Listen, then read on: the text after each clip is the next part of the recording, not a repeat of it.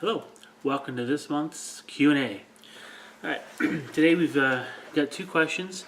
They're a little in-depth. Well, they're going to take a little bit of an explanation. So this won't be an ultra-short video, but it'll be shorter than the previous months. Inquisitor Jones, you forgot to post your question. No problem, we'll take care of that next month. So, we're going to go ahead and start off with, basically in the order I received them, with Idic Beer, 40K. His is the following. How much hobby time do you get per week? I wish there was a straight answer for this one, because it really depends. Now, there's a little bit of good news during the summer. I don't end up doing, we don't have an active scout trip during the summer, so my Monday nights become free, so there's a couple extra hours possibly there. But during a typical week, I might get 3 hours in. Some weeks it can go longer, but it all depends on what's going on. Monday is right out. There's from work till we come home late at night from scouts.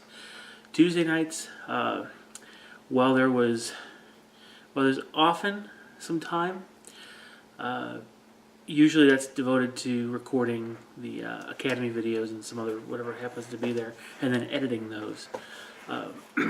Wednesday, that varies week to week, but often I don't have that one available either. Thursdays is generally free. I might get an hour or two maybe, and then Friday, that really, it flip-flops. Some Fridays I get plenty of time. Most I don't. And then Saturday is, literally I'm gaming all day long. It's like about a 40-minute drive into town from where I live. So yeah, I'm out here by 9 in the morning, and I don't get back till after 9 o'clock at night because I'm at the shop gaming almost all the time. And if I'm not gaming, there's some other activity that's taking up that time. Sunday though can go either way. Usually though it's I can squeeze an hour or so in, but if I have a bat rep on that from that prior Saturday, Sunday, any hobby time I've got is devoted to, basically sucked up by editing that video. Now, and I can't really put those off because I have all that's in my mind, and I have to get that out before I forget anything major.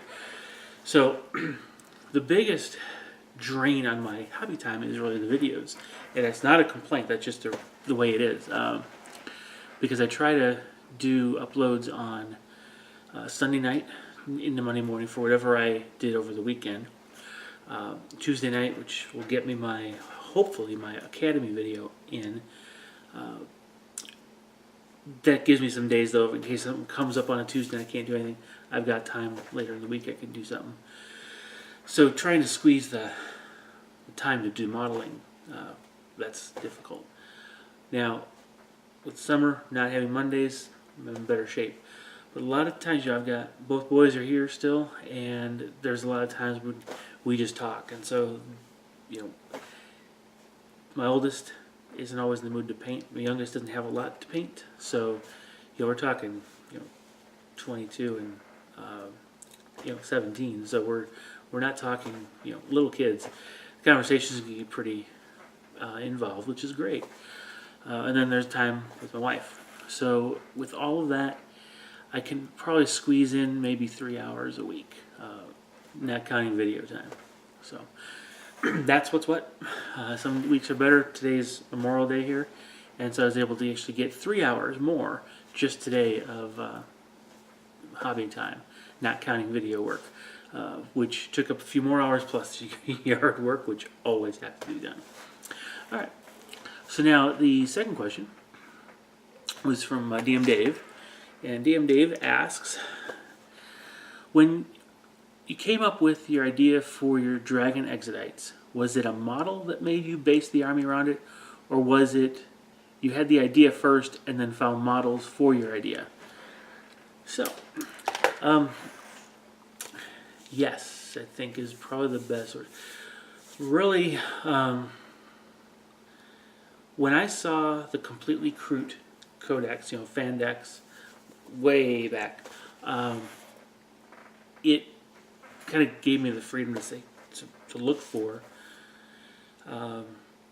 this Exodite thing, because when I read about the Eldar and read about the Exodite piece of the Eldar history, I just loved the concept, and some of the artwork I'd seen for it is, I thought was really cool.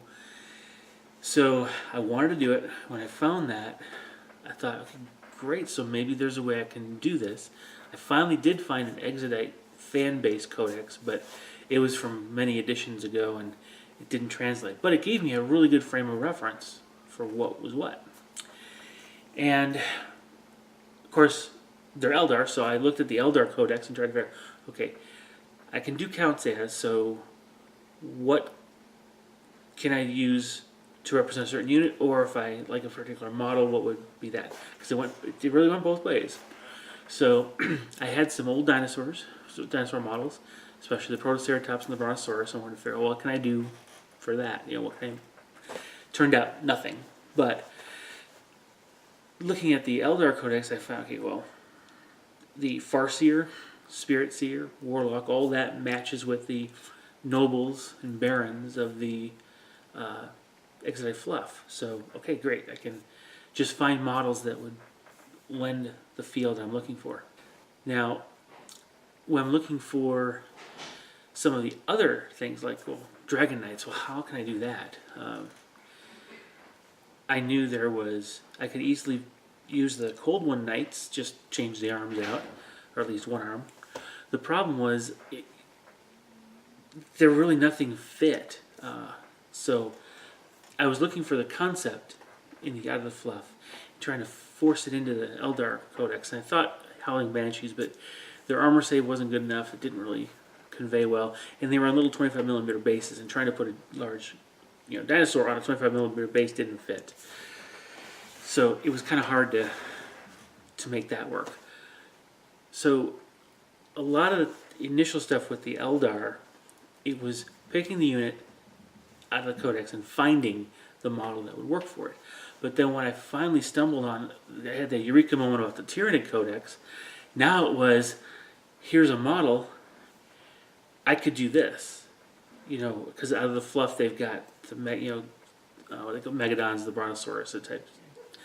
They've got carnivores, they've got raptors and all these kind of things. And so I have models available, so what can I use in the Tyranid Codex to make that work? And then I saw some of the GW models. For example, there was and I still have to get this, the Dreadlord on a dragon, I think is what it is. It's the Dark Elf one. That's perfect for Flying Hive Tyrant. And Norn Crown would represent the Eldar Rider, who's a psychic kind of thing. Kind of two of them in a symbiotic relationship, enhancing their psychic abilities. So it really goes both ways. So read the fluff, got excited when I found a fan base codex, but since there was nothing for the current version, I tried to look at the units in the Eldar Codex and find models that would work. And then once I discovered the Tyranid Codex, I found models and tried to figure out what Tyranid unit entry they would work. So it kind of went both ways. So that's what's what. Okay. All right. So hopefully that answered the questions sufficiently. If not, of course, let me know. And please go ahead, comment below with next month's questions, and we'll get around to that again at the end of the month. All right. Thanks for watching. Share, like, subscribe if you haven't already. Click that bell button to get notification when the videos come out, and we'll see you in the next video. Bye-bye.